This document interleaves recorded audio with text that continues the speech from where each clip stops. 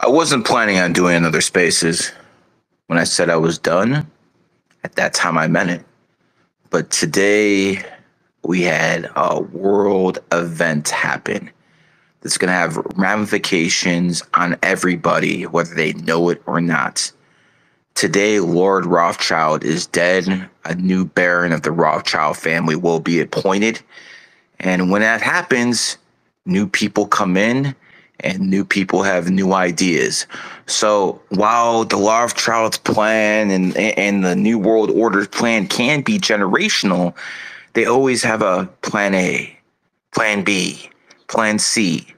And when you have a new person on top, well, guess what happens? Sometimes they go with plan B. I'll give you an example. Project Bluebeam. Project Bluebeam, in case people don't know what that is they're planning on putting holographic images of Jesus or Buddha or whoever the other religious figures are and making people believe that we're having a alien invasion and Christ is here to save us. This is on the New World Order's agenda. They've been planning this for a long time. But here's the thing. The new Rothschild in power might want to go with plan B and plan C. So you see, what happens at the very top of the game has ramifications for all of us, not just us, our kids and our grandkids as well. The Rothschilds are what people call the Pinzer of the 13 bloodline families. What you have to understand about these families is they don't necessarily like each other. You know, a good analogy is how the mafia families worked in New York. The Gambino family and other families, they didn't necessarily all like each other, yet they all met and they all made plans together. Some of them had more weight than others by far, but they all met and they all made plans together. And when someone went after them as a collective, they came together like fingers on a fist. They clenched and they went to war. So what's happening right now is we have two scenarios. First and most likely scenario, that is a new member of the Rothschild family becomes the head, and he is the one who might be weaker or stronger than the last guy. Obviously, at this point, probably weaker. Or maybe the guy, Lord Rothschild, the one who just passed, was a puppet like the king of Saudi Arabia and the crown prince, whoever comes to power now, was always the power to begin with for the past 10 or 15 years. We don't know, okay? We can only speculate. If people tell you they know, they're fucking lying to you, okay? There's only some things we know. We know about structure. We don't know exactly what's happening. But the first most likely scenario is a new guy comes to power and he probably has some different ideas of how to attain their end goals. The second possibility, less likely, but still possible, is the other sharks, the other 12 bloodlines, might think the Rothschilds are weak. And if that happens, well, someone's going to test that chin. Now, it seems unlikely, but again, that is a very strong possibility out of the possibilities that are out there. Right now, the Lee family in China, maybe the Rockefeller family in America. Maybe one of these families has new blood, and they're like, you know what? Let's test the Rothschilds. I'll give you an example. A lot of you guys watch Game of Thrones. Well, when it came down to it, the people who had the dragons made the rules. But once the dragons died, after a while, there was a rebellion and they lost. And then the Lannisters took power, in a sense. So what you people have to understand is there will be changes. We just don't know if they're subtle or not. Now, what are the signs that we can look for? If we see new wars breaking out, if we see financial collapses in certain nations or in certain companies, that's most likely one of two things. The Rothschilds sending a message, a preemptive strike, or someone's going after the Rothschilds' interest. Now, I'm educated enough to know what companies are aligned with who and what is aligned with the other side. Most of you have no clue, so don't even try to make a rationale out of all this.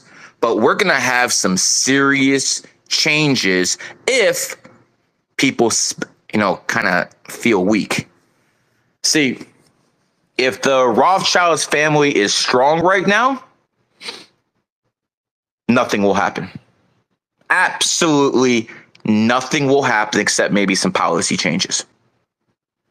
If the Rothschild family is weak right now, either the Rothschilds are going to strike to compensate or someone's going to test them. Now, what would a testing look like? It would most likely look like a financial collapse, or maybe people start shorting a certain company. Maybe people start pulling liquidity from a certain company, whether it be Applebee's or, that's a bad example. What the fuck am I talking about? Whether it be a company like AT&T or maybe Amazon or maybe something to do with Tesla. Certain people own those stocks. Certain people own those companies, and maybe those are proxies for the Rothschilds or for someone else.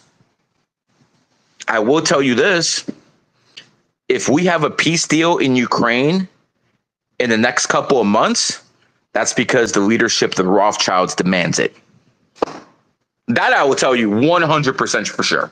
If we have what people call a peace treaty come together in Ukraine, Russia in the next couple months, the Rothschilds are fully in control, and the new head of the Rothschild family wants to go another way.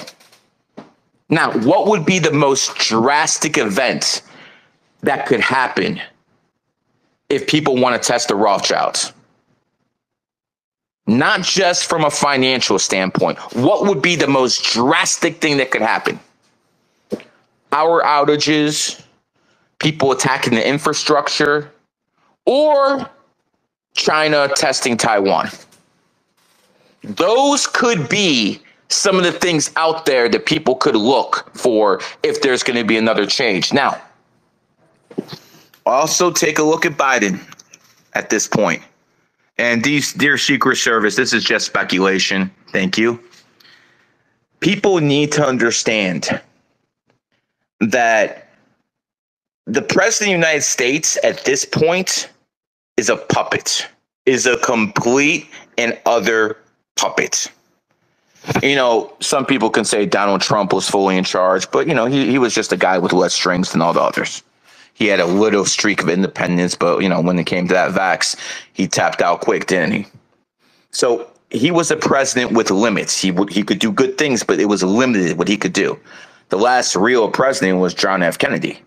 And that's because he had his daddy, who basically owned so many politicians, had so much money. John F. Kennedy thought he was untouchable. He thought he could fucking go to war and there would be no consequences. And, if there was a real president, the last real president in American history, it was definitely, the 7 life path snake, John F. Kennedy, born on the 29th. It was definitely him. But he had major backup. The Kennedy family is right up there in the Illuminati bloodline. They're right there. Okay. That was probably the last attempt to take America away from the Rockefeller family in the 60s, who were very much under the Rothschilds. The Rothschilds owned Europe a long time ago. The Rothschilds owned Europe in the 1800s. After Waterloo, and Napoleon, stuff like that, they completely owned fucking Europe. It took them until 1913 to get most of America. But even then, someone like JFK could break through and do something. But ever since they basically took him out, there's pretty much been no opposition. The only opposition you can say was maybe on a very small level, Ross Perot. If you guys remember him, he was a billionaire who was running as independent, and he looked like he was going to win against Clinton and Bush. And then someone knocked on the door, and the guy who was in second place as an independent dropped out the next day. They basically told him, listen, you do this, this is what's going to happen. That's how it works. That's how it works. When I had my interview with Malik Obama, I did my due diligence. I called people who are connected with people to make sure I'm not fucking doing things that are going to jeopardize anything. That's the price you pay. That is the price you fucking pay. You know, I mean, think about it this way. Elon Musk has this account blocked. Numerology now is blocked by Elon Musk. Remember, porn is okay on Twitter. Porn is 100% fine. How many of you guys go out there and make tweets and all of a sudden there's the OnlyFans girl and the replies trying to get simps? That's okay. Having Alex Jones is okay. Having neo-Nazis is okay. It's just Gary Grinberg that isn't. Hey, it's all right. It's 100% all right. I'm going to tell you why. Because what goes around comes around, which brings us back to Lord Rothschild. You know, Lord Rothschild was 87 years old. And whether you like the man, he was Lord Rothschild because he actually did run things. We don't have to like the king, but we still call him the king because that's what he is. So let's get that out the way first. But when it comes down to it, he died in 2024, 8.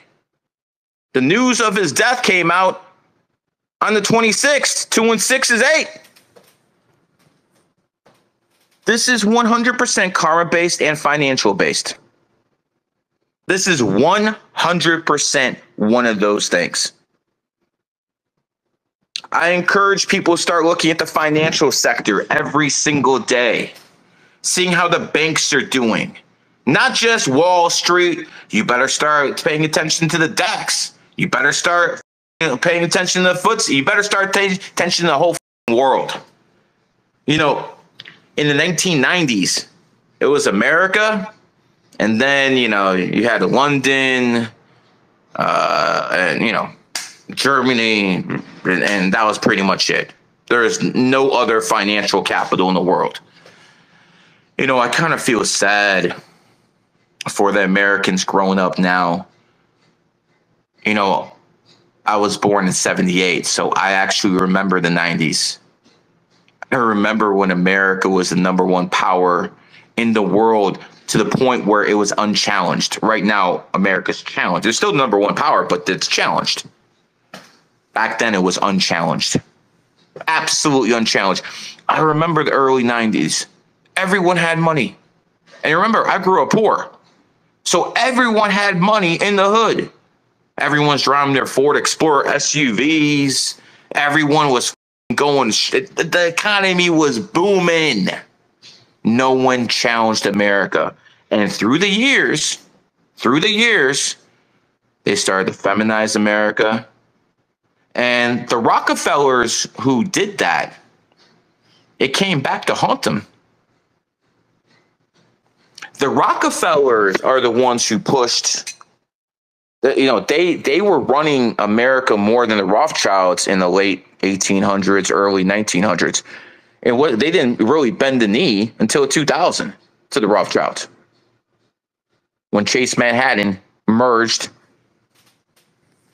that's when they bent the knee, at least, you know, to the powers that be. But let's be honest, folks. The Rockefellers ran this shit, and then they started feminism, women's right to vote, and what happened? Those same feminized women started voting for Barack Obama, not Hillary Clinton. See, in 2008, it was not just the Clintons against the Obamas. It was the Rothschilds against the Rockefellers. That was the Rockefellers' last hurrah. If you guys are ever familiar with the show Transformers, think of the Rothschilds as Megatron and the Rockefellers as Starscream, a disloyal #2, but still useful enough because no one else can do what he does. So that's why I don't get rid of them. Because if the Rockefellers ever got rid of, if the Rothschilds ever got rid of the Rockefellers, there would be complete disarray in the United States of America. All their minions would go to war. You couldn't control it. So they keep them around because it will be less. They know they're an enemy, but their enemy they can see. So when the Rothschilds and Rockefellers, again, were going to war in 2008 through their proxies, the Clintons and the Obamas, the Rockefellers never imagined that all these feminists that they've been brainwashing for years would vote for the black man instead of the woman.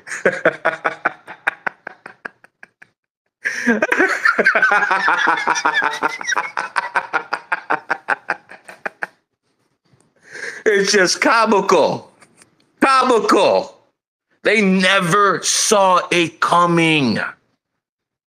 These people thought they're going to go back in the White House and do what they needed to do. Wrong. They tried again in 2016. Uh-oh. Obama's out the way. What are they going to do now?